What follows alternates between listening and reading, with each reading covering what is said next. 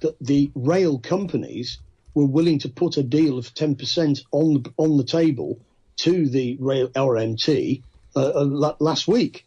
And then the government, who say that they're not involved in the dispute because it's between the private sector companies and the unions, which of course is a farce, because the private sector companies are actually, they're given their powers and their subsidies from the government, and they vetoed it. It looks as if Rishi Sunak, there's been some analysis in The Guardian about this, Rishi Sunak seems to have decided that he is not going to negotiate anything with any of these unions, and he's going to appeal to the Tory grassroots that rejected him in the ballot by saying that we are going to smash these militant unions, blah, blah, blah. I think it's a big misjudgment. The last ambulance workers strike in 1989, I remember it because we all tried to support them in any way we could. So I remember I was working in London at the time. We all went into the streets one lunchtime and rattled our keys in support of the ambulance workers, because that's one of the protests that had taken place in Czechoslovakia at the similar time. And they won because they had public support on their side, and the Tory government of the day had to back down and pay them.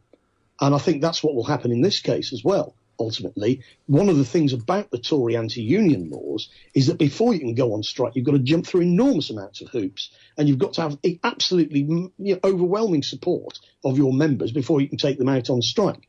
But by the same token, you can't take them back to work without their agreement.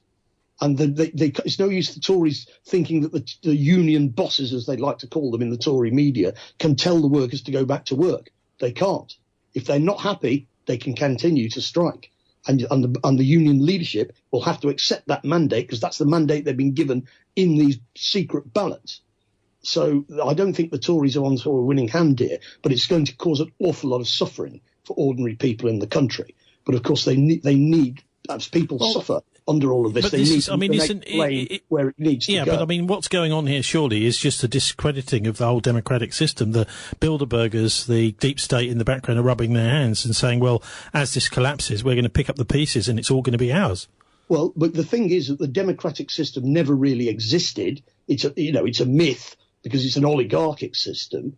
And, so when people say, well, we used to have freedom, it's like, when was that? Well, I think, look, Martin, let's just be clear about this. The Parliament and the government have managed over the years, many, many times, to push back against big business when they've tried to muscle in. It's just that they're now in the last stages of losing that battle. That's long gone, isn't it? It's long gone. In my lifetime, I've seen all of those advances that were made cancelled out. And that's been the project of the deep state, big capital, the wealthy classes, ever since the welfare state was originally created.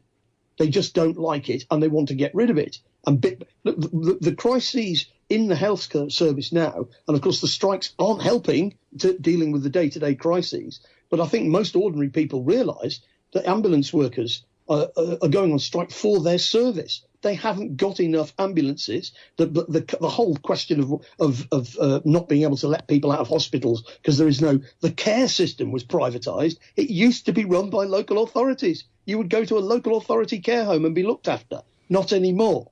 They go bust, these care homes. So the Bilderbergers, as I say, sitting rubbing their hands, waiting for it all to fall to pieces, and people like Rishi Sunak, of course, and Goldman Sachs being on their side, not on our side, will hopefully, in a couple of weeks' time, when we're back in the new year, have a report, because we have had it confirmed. The Bilderberg Conference will be taking place in Lisbon in 2023, so that is at the end of May, beginning of June. Not quite sure of dates yet. And wouldn't be nice to be able to actually report in 2023 from Portugal, from the Bilderberg Conference itself. I will certainly set that as my aim for 2023. I don't know if you can manage to make it over there, Martin. I don't know if you even think it's worth it. Who are these Bilderbergers?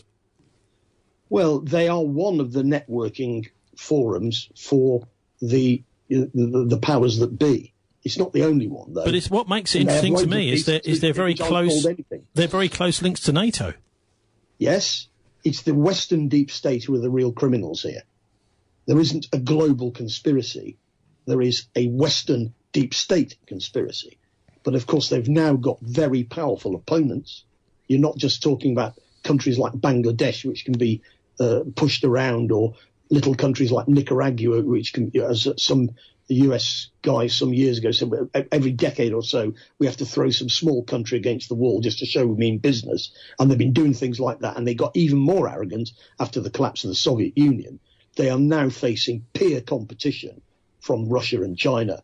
And they don't really know what to do about it. Because they're not part of this system. They're not. It's a different... We're going to be talking about Ukraine a bit more in part two, but Russia-Ukraine war. Henry Kissinger calls for a negotiated peace in Ukraine. Kiev dismisses his proposal. Electricity has been restored to 6 million, says Zelensky, as the Russian defence minister visits troops involved in the invasion. So it looks as if at least... the work by the Russians in destroying a lot of the electricity over in Ukraine has led Henry Kissinger to come out again saying that he thinks that it's important to negotiate peace to reduce the risk of another devastating world war. But the Kiev government has dismissed his comments as appeasing the aggressor and said that there will be no deal which involves ceding territory. Well, that means obviously that there will be no deal, because there's no way that Zelensky, even with the help of NATO, is going to take back that territory from Russia now. I think it's very unlikely, Martin, isn't it? It is, and I wouldn't suggest that Kissinger is saying this because of the recent military developments. Kissinger, and there is clearly some talk at the top in the US that we can't. I mean, for example, one of the things that happened is when Zelensky went to the Congress yesterday or the day before, quite a lot of the Republicans didn't turn up to hear the speech. And when the new year comes, they're going to, before they send any more money to Ukraine, they're going to ask what's happened to the previous money. And of course, they may well ask, because most of it hasn't actually gone on weaponry at all. It's just gone into the pockets of Ukrainian oligarchs and their allies in the US, and of course into the pockets of Lockheed Martin and the other suppliers of weaponry. It's the things are coming to a head on a massive scale, and it isn't just about the Ukraine. Don't forget Russia's foreign assets, hundreds of billions of dollars have been seized. It's interesting you brought that up because it was the subject of Catherine Austin Fitts this week. She was talking about where all this... I mean, there is a lot of consternation in the United States about the vast amount of money which is going to Ukraine. Not necessarily because the money's going, but because there are no checks and balances on it at the moment. And she has some ideas about why that might be. My question is, how much of the money that got sent to the Ukraine just came laundered right back Lord. For the election? Yes. Okay?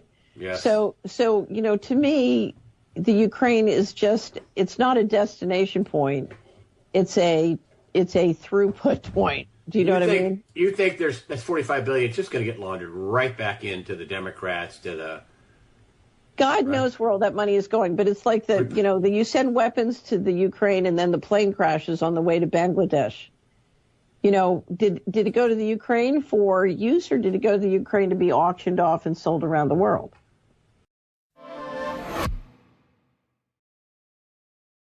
This is the first occasion for me, as I've never previously answered a question in the House of Commons on behalf of a private organisation for which the government has no responsibility. I have actually been a member of the steering committee of Bilderberg for many years now, I think about 10 years, and by chance actually this is my last year because we have a rule against being on the committee for too long, so I'm on the point of stepping down.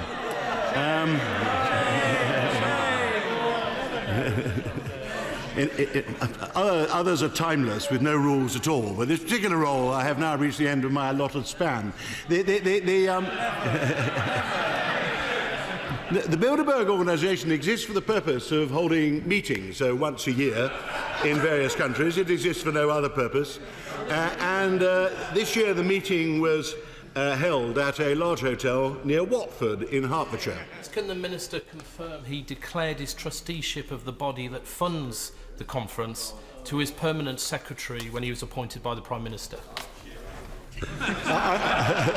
I congratulate the honourable member. I am looking that up because I had forgotten that I'm actually a member of a steering committee.